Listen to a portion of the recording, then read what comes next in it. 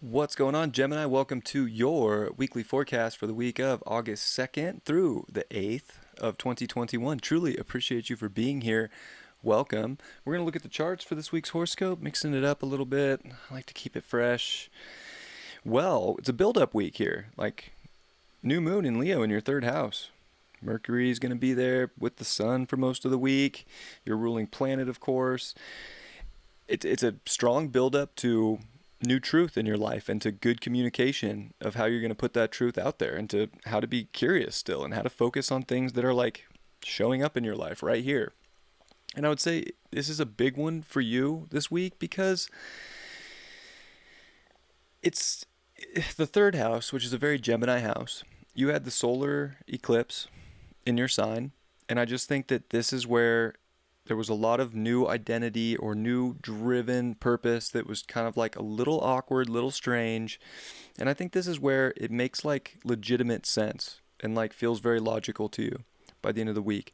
But it doesn't just like, it shows up in weird ways. And I'll tell you why. Because Uranus in your 12th house is going to square that sun, that moon, that Mercury this week in your third house. So you're dealing with some very changeable Uranian energy here. And I think it's coming through a very divine place. Like, I think Uranus here in Taurus in your 12th house and making these squares is trying to absolutely take you higher. It's like higher levels of faith. But you have to be like in your truth. You have to be taking in probably all the crazy weird messages that are showing up in really weird places right in front of your face. Like Gemini, if any sign right now this week is going to be getting like the craziest synchronicities ever showing up, it's you. Like, they're going to be like popping up left and right. And I think it's like you don't even have to worry about making too much sense of them. Like, just follow them and the answer is going to be there. So I don't think you want to like get yourself in a strange place mentally about like what's going on.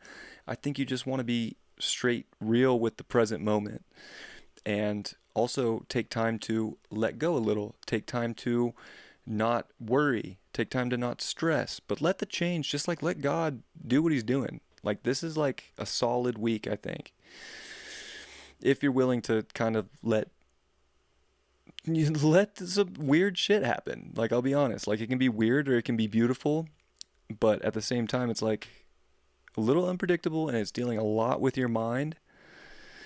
So it's like, if you can silence the mind, if it gets talking too loud or tripping you out too much, I think you'll find great benefit from that. Probably amazing insights into like where the future is going to go and like where God's really directing you on this new mission.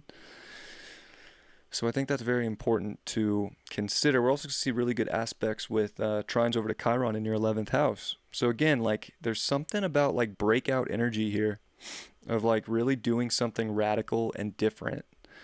It's like you got these cadent houses, so like mutable houses in square, and then Chiron's up there in your 11th house. Like, do you want to connect to the most authentic version that you could be within yourself right now, and to the people that want to be with that?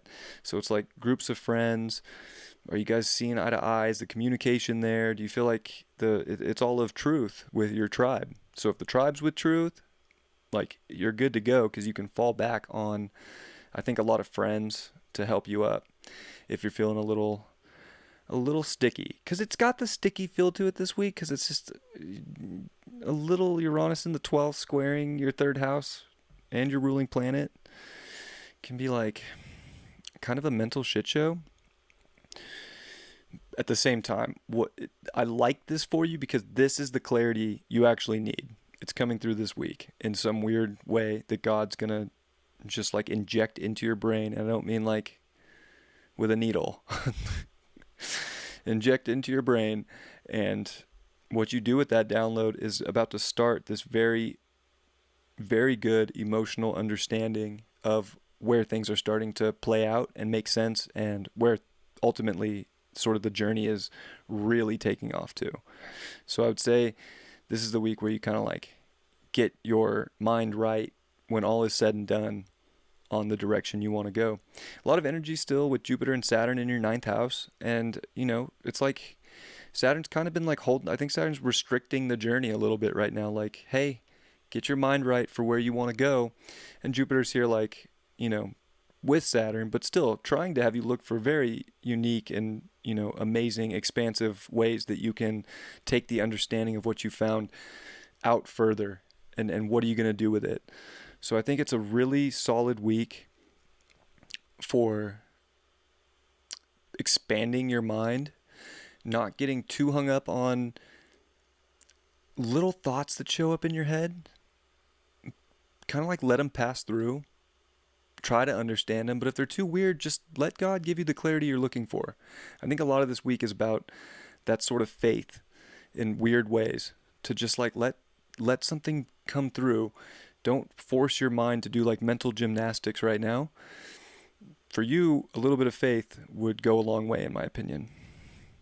Mars in your fourth house is definitely, emotionally driven, but hopefully, it's having you really dig into yourself, dig into how you're feeling. What emotions do you want to have in life? What feelings do you want to have in life? Do you want a better home life? I mean, move in that direction. Try not to get like hung up on these things, but at the same time, like, you have to make a decision for what makes you feel good, So there's action that needs to be made for like the comforts in life that you want to have. But don't trip on things if they're changing. So I feel like this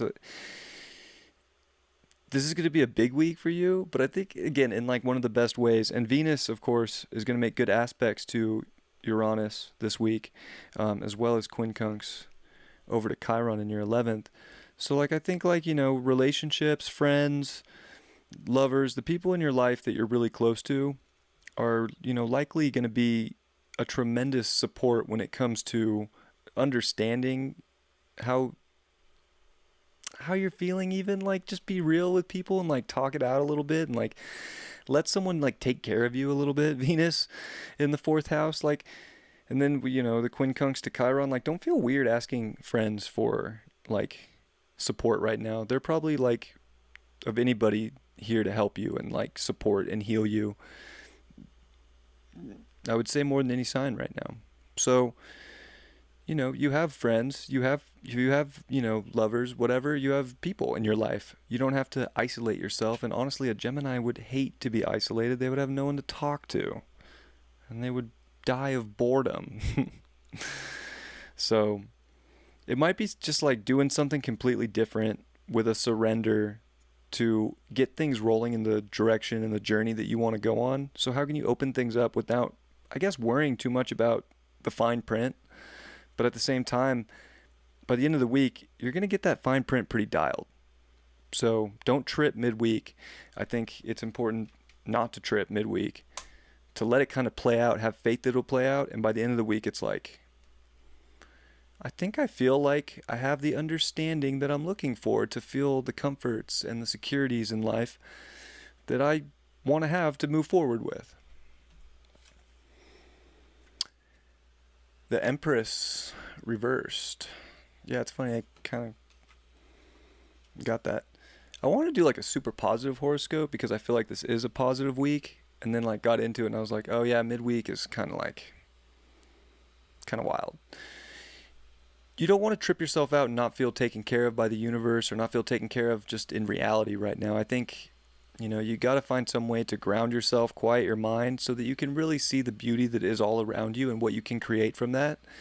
And I think the more that you come in, quiet the mind, by the end of the week, you're ready, like mind's ablazing here, and you're ready to let these things out and go on this journey. But like, make sure you're feeling solid, within yourself, and taking care of yourself at the same time. Mars in your fourth house is not like the easiest of transits, but it can be a great ally at the same time if you're willing to, act really for how you're truly feeling, and to not suppress emotions and just let them boil over, because then you're going to feel really not supported by reality, I would say, and even just yourself at that point. So there's a lot of like self-nurturing and self-reliance in a way to get through things through faith, to pursue whatever it is that you're trying to do right now. So I'm stoked for you because this is the week where I think Gemini's really shift out of a little rut and like come to the understanding that they've been looking for. I love you very much, Gemini. I'll catch you next time. Peace.